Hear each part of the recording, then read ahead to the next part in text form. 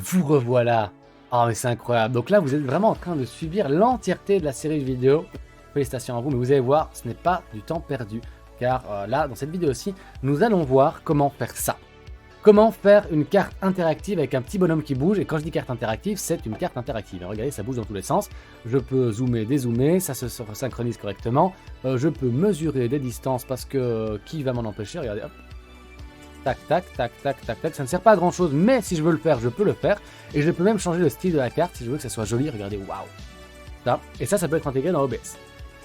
La première étape, c'est comment est-ce qu'on crée cette carte et comment est-ce qu'on fait pour tracer le petit bonhomme qui fait des rectangles.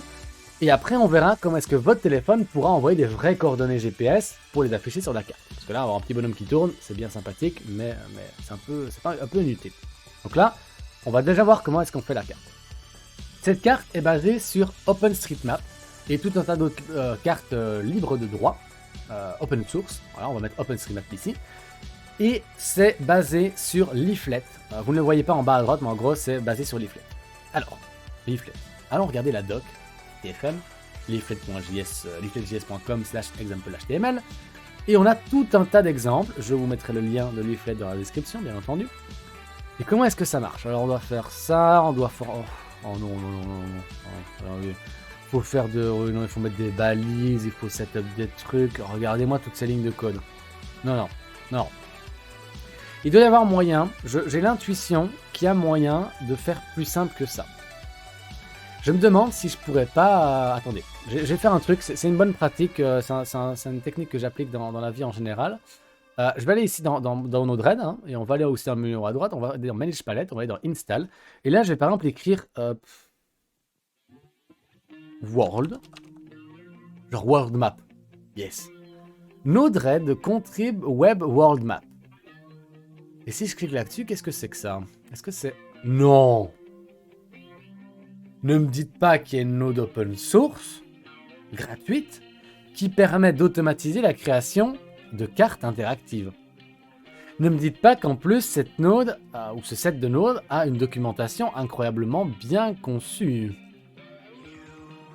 Eh ben, on dirait bien. Et sinon, on peut installer ça dans notre Node-RED.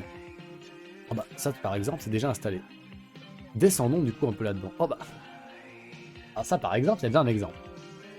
Et qu'est-ce qu'elle attend, cette petite node? Donc en fait, ça va nous apporter ces maps-là. C'est ça. World Map In, Tracks, Convex Fuel. Et une fois de plus, le fil rouge, c'est faire de l'IRL. Sauf qu'en fait, World Map In, et ça je vais sûrement l'utiliser pour faire un GeoGuessr IRL. Ce qui est possible de faire, c'est de pouvoir avoir une map et que quand vous cliquez à un endroit, ça vous renvoie les coordonnées GPS de la carte. Nous, c'est plutôt l'inverse. On va lui donner des coordonnées GPS, il va tracer un point et il va faire un tracé de tout votre trajet. Mais les deux sont possibles parce que on va pas tout explorer. Je vous rappelle, vous lisez la doc et vous faites clic-clic partout pour tester, c'est le meilleur moyen d'apprendre. Dans mon exemple, qu'est-ce que je fais ici? C'est très simple. Là, juste un timestamp qui s'injecte toutes les 10 secondes. C'est pour faire en sorte que quand le bonhomme, là, le petit bonhomme qu'on voit ici, a fini de faire un tour, il refasse un autre tour. Donc ça, c'est juste pour la démo. Pas plus, le flow sera disponible dans la description également. Si j'ai oublié, n'hésitez pas à me spammer sur mon Discord. Qu'est-ce qu'elle a en fonction ici? Ok, c'est une fonction toute simple qui va créer des coordonnées artificielles. Vous voyez que là, je crée un payload avec une certaine structure, le nom du marqueur, latitude, longitude et le type d'icône que je veux faire.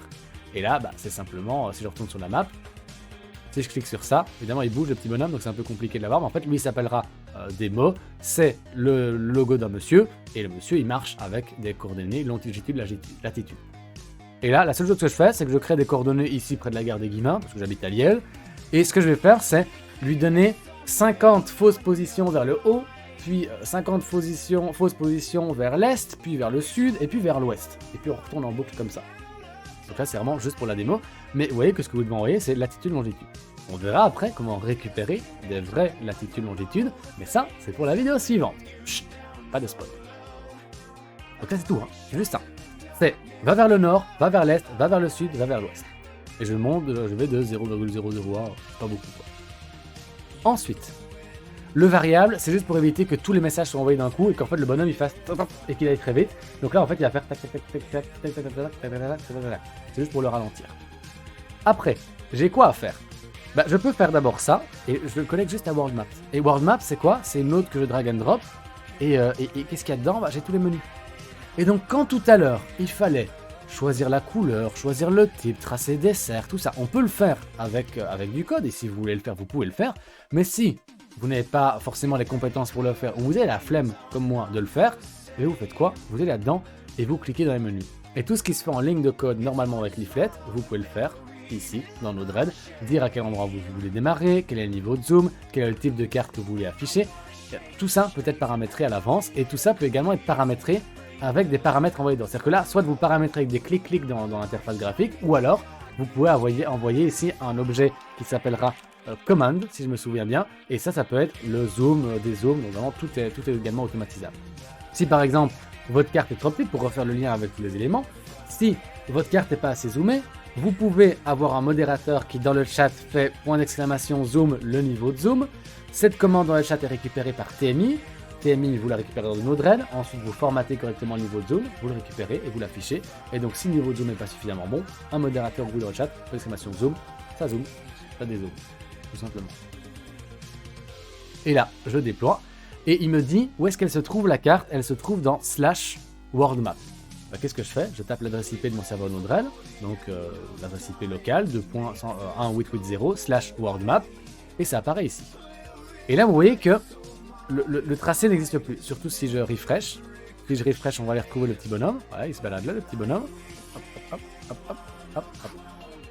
Il tourne en rond, mais des fois, ça peut être assez sympathique d'avoir la possibilité de suivre le tracé. Même si là c'est un carré, c'est pas vraiment magnifique, mais pour un trajet un peu plus organique et plus réaliste, ça peut être sympa d'avoir le tracé de votre trajet et savoir si vous avez déjà tourné en rond ou pas. Comment est-ce qu'on fait ça? Très simple.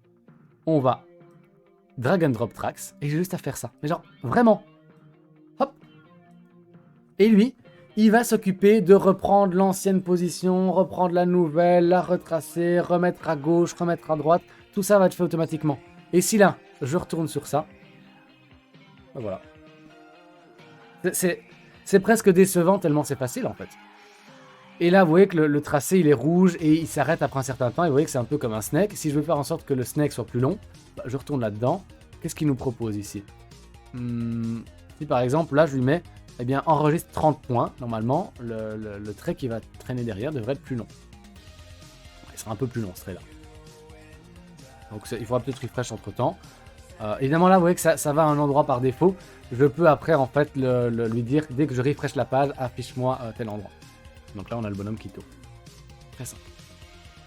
Et tout ça est paramétrable, tout ça est dans la doc. Mais vraiment, la doc est extrêmement précise, extrêmement claire, extrêmement facile. Il vous dit qu'est-ce qu'il faut faire, comment est-ce qu'il faut le faire. Donc, pas d'inquiétude.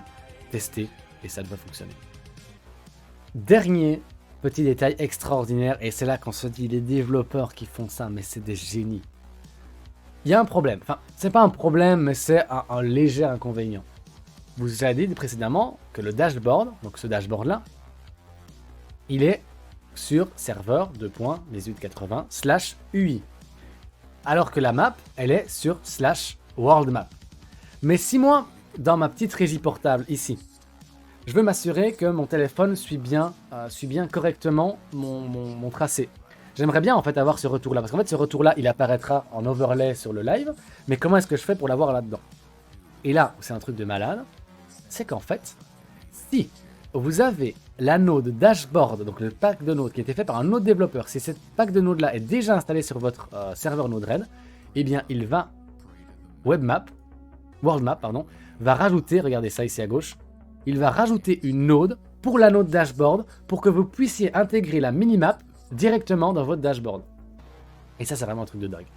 C'est un truc de dingue et c'est assez logique dans la mesure où en fait, ces nodes-là, quasiment tout le monde installe la node dashboard tellement c'est pratique. Et donc les gars qui ont fait les nodes world map, ils se sont dit ouais, sûrement que les utilisateurs, ils ont les nodes dashboard et ils voudraient intégrer la map dans leur dashboard plutôt que d'avoir deux pages séparées. Donc qu'est-ce qu'on va faire? On va être gentil, on va créer une node world map qui est sur une page séparée et une qui s'intègre dans le dashboard. Et donc si moi, je veux faire en sorte que ça apparaisse là, il faut qu'on commence à comprendre après toutes ces vidéos.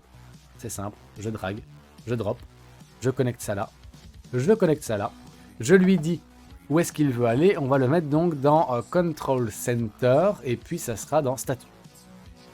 peux toujours aller vérifier ici que le layout est celui que je veux, que c'est la bonne taille. Donc je clique sur layout. Et là, on va donc avoir world map. Et vous voyez qu'elle est un petit peu petite, la world map. Donc je vais verrouiller sa taille et la rendre un peu plus grande. Voilà, ça, c'est pas mal. Elle apparaîtra en grand, en bas. Je vais la mettre en haut. Ça, c'est peut-être mieux de la mettre en haut, mais ça, je peux changer comme je veux. Je vous renvoie vers la dernière vidéo, une précédente vidéo, si vous voulez voir comment est-ce qu'on organise le dashboard. Hop, je déploie.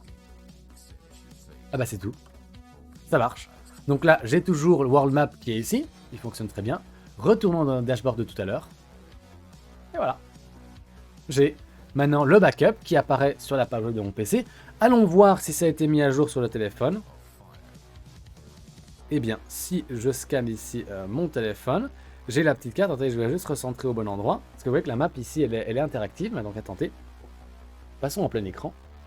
Et regardez ça. J'ai la carte ici interactive qui est sur mon téléphone.